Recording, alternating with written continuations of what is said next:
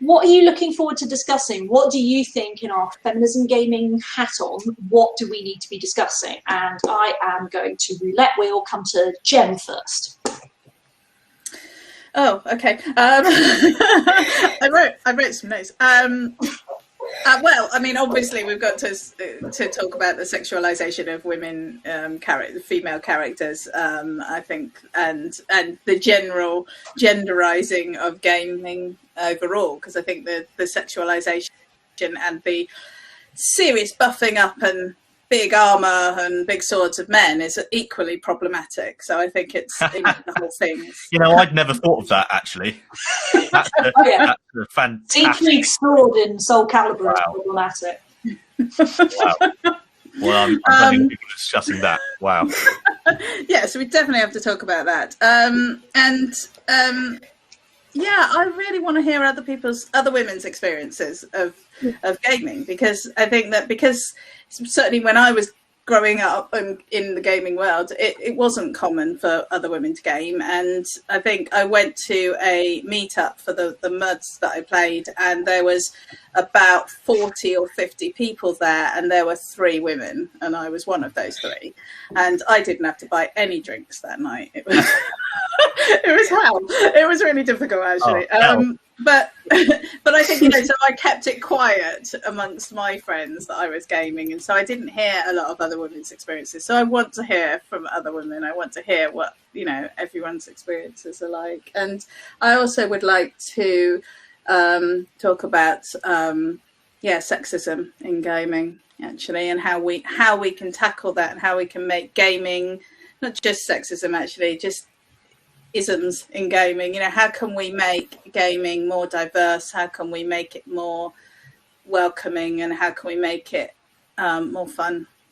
Yeah, make it a world where you don't have to feel the fact you need to hide the fact that you're a woman forever.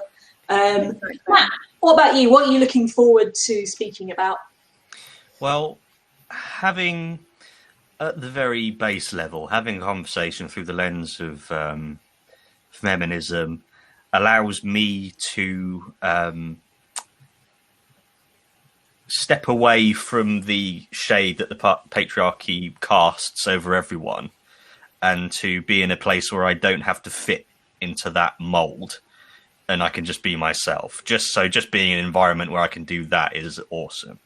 And then being able to be in that environment and explore and analyze all aspects of one of the most important things in my life with like-minded people who will bring perspectives and ideas and analyses that I would never think of. That's wonderful. And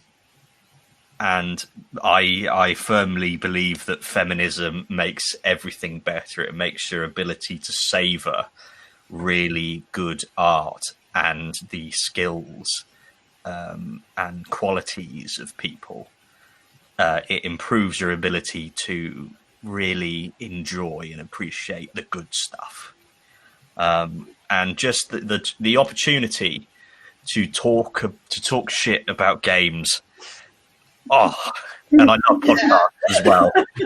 podcasts as well. So being on a podcast is awesome, and being able to talk about gaming is awesome. So yeah, I should probably say, like, for anyone watching, and by the way, I'm loving there are actually people watching. We actually have people watching.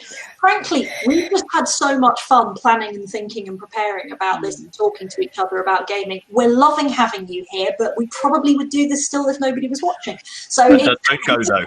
Don't go though. I always say the wrong thing, don't I? Alex, what topic of discussion are you waiting for? What are you excited to discuss? Fairly similar, but I would like to talk about how much work there is left to do for underrepresented people in games, and not just within game worlds, but also like the people that make the games as well. And just in general, which groups are actually underrepresented? Is there any that we're perhaps brushing over that we don't normally talk about, and why not? Why can't they be in games, and just the kind of stigmas attached to that, all that sort of thinking.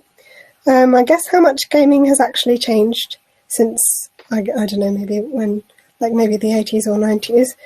So what sort of things are still the same and what sort of things have changed is always, I think, quite interesting to think about. And then I guess just any upcoming games that we might be excited about. I know that 2021 is the year that Ragnarok may be coming, so that might be very exciting. But yeah, just generally games that look cool. I love talking about upcoming games just because I get very excited and hyped up about that sort of thing. And then just any news that might happen, because we don't know what news is going to happen either.